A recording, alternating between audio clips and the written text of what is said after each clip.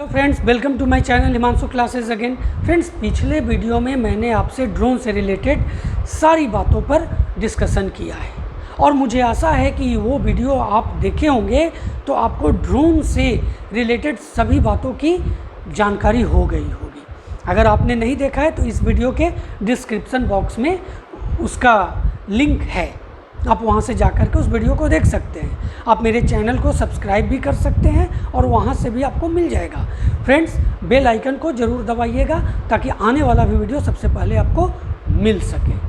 तो चलिए, हम जो बात करने वाले हैं आपके साथ तो वो ये कि पिछले वीडियो में मैंने आपसे ड्रोन से चर्चा की, तो क्यों की, ये बातें भी पिछले वीडियो में मैंने आपको बताई थी, जिसमें मैंने आपसे कहा था कि इसलिए मैं आज ड्रोन की चर्चा कर रहा हूं क्योंकि पिछले दिनों जो जम्मू एयरपोर्ट के इंडियन एयरफोर्स के एयर स्टेशन पर जो हमला हुआ वो ड्रोन से हमला हुआ और ये अब तक का बिल्कुल यूनिक अटैक था, क्योंकि इसके पहले इंडिया पर ड्रोन से अटैक नहीं हुआ था। ये बातें मैंने पिछले वीडियो में आपसे चर्चा की है। एक चीज़ और मैंने आपसे पिछले वीडियो में किया था कि अब इंडिया में भी इजराइल के तरह एयर डिफेंस सिस्टम का डिमांड होने लगा है।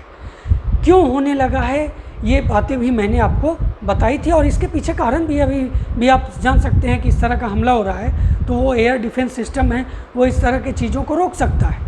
तो फ्रेंड्स, आज का ये जो टॉपिक, आज का इस वीडियो में जो टॉपिक है वो इजराइल का एयर डिफेंस सिस्टम पर है। इसमें मैं वो एयर डिफेंस सिस्टम जो इजराइल का है जिसका नाम है आयरन डोम, उसके बारे में मैं आज आपसे पूरा डिस्क्राइब करने वाला हूँ। इसके बारे में हर एक पहलू पर आपसे डिस्कशन करने वाला हूँ। फ्रेंड्स, बहुत ही इम्पोर्टेंट वीडियो है ये, आप ध्यान से इसको अंत तक देखें। जैसा कि आपको मालूम है कि हाल में इजराइल और फिलिस्तीन ने एक दूसरे पर हवाई हमले किए थे। यह जो युद्ध हुआ दोस्तों, इजरायली पुलिस द्वारा जो 10वीं गेट है पर एक बैरिकेड स्थापित करने के साथ शुरू हुआ था। वो वहाँ एक बैरिकेड बनाना चाह रहा था इजरायली पुलिस, लेकिन जब फिलिस्तीन इसका विरोध किया तो इजरायली पुलिस ने क्या किया कि अल-अक्सा मस्जिद पर धावा बोल दिया और जिससे और दोनों के बीच, मतलब इजराइल और फिलिस्तीन के बीच तनाव बढ़ गया। इसके लिए गाजा का जो हमास है, क्योंकि इसका जो हमास है उसका ज़्यादा जो प्रभाव है वो गाजा पट्टी में है, और जो हमास के बारे में तो आप जानते हैं, ये फ़िलिस्तीनी सुन्नी मुसलमानों का एक विपौन से लैस संस्था है, आत्मघाती हमले भी करते हैं। एक तरह से कहे तो इनका मकसद है इजराइल का नष्ट करना। अगर इजराइलों के दृष्टिकोण से देखें तो उनके लिए ये आतंकवादी संगठन है। तो इन रॉकेटों को इजरायली जो ये हमला किए, हमास ने जो रॉकेट के साथ जवाबी कार्रवाई की, इन रॉकेटों को इजरायली आयरन डोम जो है दोस्तों, ध्यान से सुनिए, ये जो रॉकेट से हमला किया हमास ग्रुप ने, इन रॉकेटों को इजरायली आयरन डोम ने इंटरसेप्ट कर उन्हें हवा में ही डिस्ट्रॉय कर दिया, नष्ट कर दिया। तो इसीलिए डिमांड किया जा रहा है कि आज अगर भारत के पास भी इस तरह का एयर डिफेंस सिस्टम होता तो आज इस तरह के हमले नहीं होते।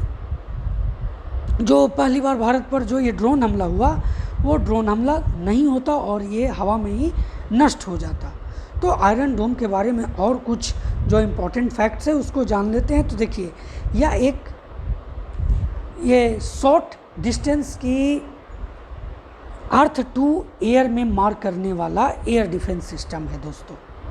2006 में जब इजराइल लेबनान बैटल हुआ तो उस दौरान हिजबुल्लाह ने इजराइल पर हज़ारों रॉकेटों से हमला दागे थे और उसमें बहुत इजराइल को नुकसान उठाना पड़ा था। इसके बाद इजराइल ने नया एडवांस एयर डिफेंस सिस्टम बनाने की घोषणा की थी जो उसके लोगों को और उसके शहर को सिक्योरिटी दे, और इसी के तहत दोस्तों मिसाइल डिफेंस सिस्टम आयरन डोम की दो कंपनियां, राफेल एडवांस डिफेंस सिस्टम और इजराइल एरो स्पेस इंडस्ट्री ने मिलकर इसे बनाया।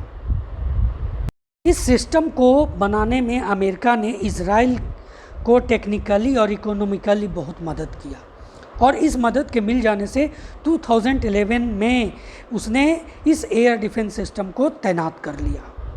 अगर इसके विशेषता को अगर देखें इस आयरन डोम के, तो इस शॉर्ट डिस्टेंस की अर्थ टू एयर में मार करने वाली जो ये एयर डिफेंस सिस्टम है, इसमें रडार और तामिल इंटरसेप्टर मिसाइल लगाई गई है, जो किसी भी रॉकेट हो, मिसाइल हो, इसको खोज कर उसे रास्ते में ही ध्वस्त कर देता है।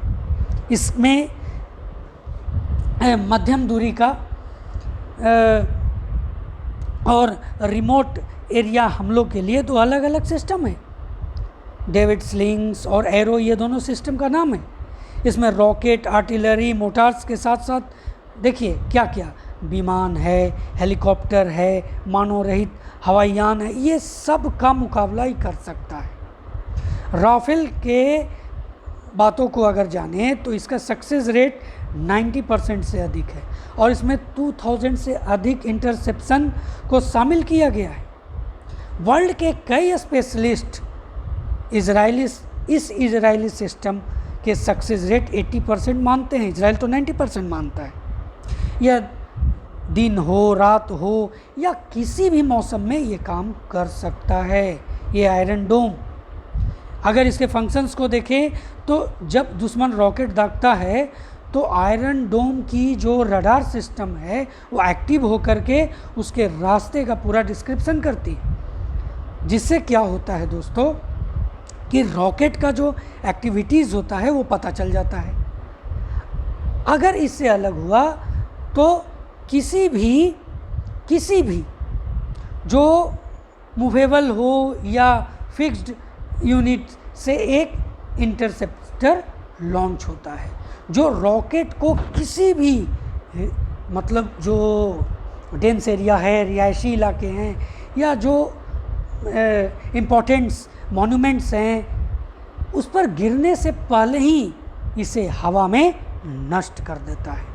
आयरन डोम की 3 मेन सिस्टम है और ये जो 3 सिस्टम्स हैं एक डिफाइंड एरिया पर एक शील्ड प्रोवाइड करने के लिए एक साथ काम करती है।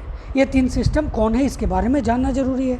देखिए, आने वाले खतरों को पहचानने के लिए इसमें डिटेक्शन एंड ट्रैकिंग रडार है, battle management and weapon control system लगा हुआ है जिसे BMC कहते हैं। BMC मूल रूप से रडार और इंटरसेप्टर मिसाइल के बीच संपर्क स्थापित करता है। इसमें तीसरा जो है मिसाइल फायरिंग यूनिट है दोस्तों।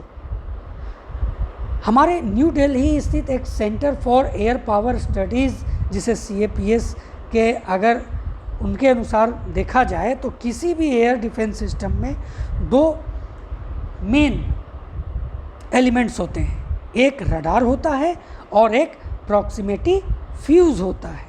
रडार क्या है तो देखिए, रडार क्या है कि कोई भी जो वस्तु है उसकी अगर आपको सटीक पहचान करता है ये और उन्हें ट्रैक करने में ये पूरी तरह से सक्षम होता है। जो भावी खतरा है, जो आने वाला डेंजरस है, उसको पहचानने और उन्हें ट्रैक करने के लिए एयर डिफेंस सिस्टम में जानते हैं जनरली 2 से 3 रडारों का यूज किया जाता है। ट्रैकिंग रडार जो है वो टारगेट को रिकॉग्नाइज कर उसे ईजिली पेनिट्रेट करने में मिसाइल की मदद करता है। प्रॉक्सिमिटी फ्यूज़ को लेजर कंट्रोल फ्यूज़ भी कहा जाता है। देखिए, एवरी टाइम टारगेट को पेनिट्रेट करना पॉसिबल नहीं हो पाता, इसलिए जब मिसाइल जो है वो टारगेट के लगभग 10 मीटर्स के करीब से गुजरती है ना, तो यह जो इक्विपमेंट जो होता है वो मिसाइल को एक्टिव कर देता है और बार हेड में इस प्रकार से विस्फोट होता है कि मिसाइल और टारगेट दोनों नष्ट हो जाते हैं। भारत के पास जो अवेलेबल मिसाइल डिफेंस सिस्टम है दोस्तों, उस पर बात करना ज़रूरी है, तभी तो पता चलेगा कि इतना होने के बावजूद भी ये इजराइल रिलेटेड जो ये एयर डिफेंस सिस्टम है आयरन डोम, इसकी डिमांड क्यों हो रही है। भारत के पास जो अवेलेबल मिसाइल डिफेंस सिस्टम है उसमें पहला है S-400 ट्रायम्फ। भारत रूस से 400 एयर डिफेंस सिस्टम खरीद रहा है। यह 3 खतरों रॉकेट, मिसाइल और क्रूज मिसाइल से निपटने में पूरी तरह से सक्षम है। इसका जो रेंज है ना वो आयरन डोम से कहीं ज़्यादा है। S-400 सिस्टम जो है दोस्तों वो अबाउट 300 टू 400 किलोमीटर रेंज से दागी जाने वाले किसी भी तरह का मिसाइल और विमान को मार गिरा सकती है। यह रूस द्वारा डिज़ाइन की गई लैंड टू एयर में मार करने वाली एक मूवेबल मिसाइल सिस्टम है। सेकेंड जो इंडिया के पास अवेलेबल मिसाइल डिफेंस सिस्टम है वह है पृथ्वी एयर डिफेंस और एडवांस एयर डिफेंस। ये बाई लेयर सिस्टम है दोस्तों। इसमें जब हाईएस्ट ऊंचाई पर जब इंटरसेप्टर की बात हो तो वहाँ पर पृथ्वी एयर डिफेंस काम करता है, और जहाँ पर लो हाइट इंटरसेप्टर हो वहाँ पर एडवांस एयर डिफेंस मिसाइल काम करता है। तीसरा नंबर पर है Ashwin advance air defence interceptor. ये जो है दोस्तों यह DRDO यानी defence research and development organisation द्वारा डेवलप्ड एक स्वदेशी रूप से निर्मित advance air defence interceptor missile है। यह कम ऊंचाई वाली सुपरसोनिक बैलिस्टिक इंटरसेप्टर मिसाइल का डेवलप्ड रूप है दोस्तों। एक है पिकोरा, ये रसिया डिफेंस सिस्टम भारत के पास भी उपलब्ध है, पिकोरा है ना। और इंडिया ने इजराइल के सहयोग से एयर डिफेंस रडार के लिए के डेवलपमेंट में भी कार्य किया है। तो इस तरह से अभी भी हमें जो है वो आयरन डोम जैसे एक एयर डिफेंस सिस्टम की आवश्यकता है, और बहुत जल्द आशा है कि ये भारत के पास अवेलेबल होगा।